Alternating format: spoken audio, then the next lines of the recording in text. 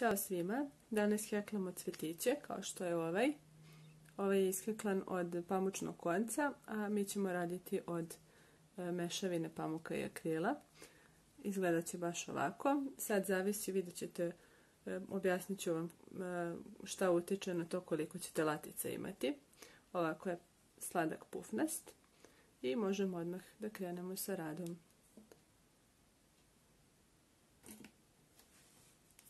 Prvo napravimo 4 vazdušne petlje, početni lanac, znači 4 vazdušne petljice,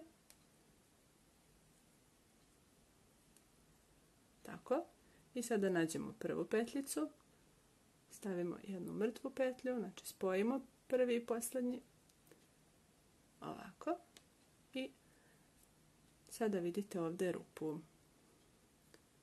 ovdje ovako rupa. I to će nam biti umjesto magičnog kruga, tu ćemo da radimo niske stubiće. Ovako uradimo prvo za početak reda jednu vazdušnu petlju.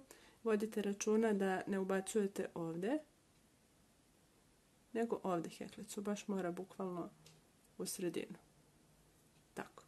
Krećemo, znači koliko budemo napravili niskih stubića, toliko će imati cvjetić latica. Znači mi ćemo raditi sa 6 latica i radimo niski stubić 1, 2, 3, 4, 5 i 6. Tako malo zategnemo ovaj početni lančić i spojimo prvi i posljednji niski stubić mrtvom petljom. Znači idemo ovako kroz petljicu i napravimo prvi red je gotov.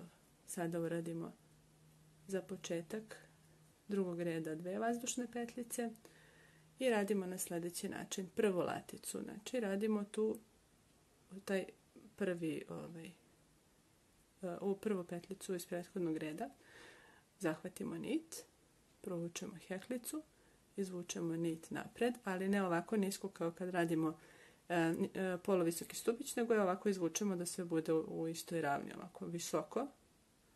Jednom smo to uradili, znači opet zahvatimo nit, provučemo, izvučemo napred, drugi put smo uradili to i uradimo još 4 puta, bit će ukupno 6 puta, znači 6 puta namaknemo petlju, pa provučemo naizmjenično. Znači ovo je 3. put, 4.,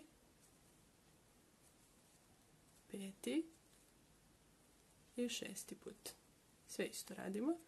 I sad ako niste sigurni koliko ste puta uradili, ako ste se zabrojali, ovdje ćete imati 1, 2, 3, 4, 5, 6, 7, 8, 9, 10, 11, 12, 13 petljica. I sada opet zahvatimo nit i malo ovako okrenemo ka dole heklicu i izvučemo kroz sve te petljice. Onda ovako jedna vazdušna petlja da osiguramo to što smo napravili i gurnemo ovako napred. Gurnemo tu laticu i 2 puta još, znači imat ćemo ovdje 3 vazdušne petljice i uradimo mrtvu petlju u narednu petlju. Za početak latice sljedeće. Znači prva latica je ovdje već gotova. Znači posle mrtve petlje u sljedećoj petlji idemo 2 puta visoka petlja i isto 6 puta kao i malo prije. Znači nametnemo nit, provučemo heklicu kroz petljicu, izvučemo nit napred. Znači jednom, 2 puta, 3 puta, 4 puta, sve na istom mjestu. 5 i 6. Tako i sve ovako istoj ravni. Kao što sam rekla malo pre. Tako. Onda 1, 2, 3 vazdušne petlje. Mrtva petlja u sljedeću petlju iz prethodnog reda. 2 vazdušne petlje. I radimo 3. laticu. 1, 2, 3, 4, 5, 6. provučemo kroz sve. 1, 2, 3 i ponovo mrtva petlja u sljedeću. I tako radite sve do kraja. Znači imamo već sada 3. Pravimo četvrtu. 4, 5, 6. Provučemo kroz sve. 3 puta vazdušna petlja. Mrtva petlja u sljedeću. Mrtvu petlju za završetak rada, to je ovdje. Ovo nije posljednja petljica koja je ostala, nego je to u stvari prva vazdušna petlja koju smo na početku radili. Znači tu stavljamo ovako mrtvu petlju i završavamo rad. Znači jedna vazdušna petlja, isečemo rad, isečemo nit, ne rad, izvučemo heklicu, nit i završili smo cvetić.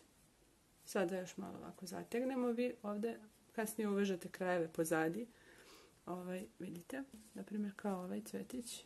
Ovako izgleda od pamučnog konca. Ovo je mešavina pamuk i akril. Samo je ovo bila heklica 3, ovdje je 3,5, pa je malo veći cvet.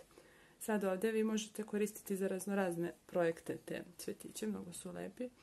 Možete da ušijete ovako, na primjer, neku perlicu i da stavite na šnalicu, da napravite trake za kosu, da ušijete na majicu, bezbroj mogućnosti. Eto, ako vam se sviđa video, vi možete da mi pišete, like, subscribe, sve bi mi značilo i pišite mi da li ste uspjele. Vidimo se drugom prilikom. Pozdrav!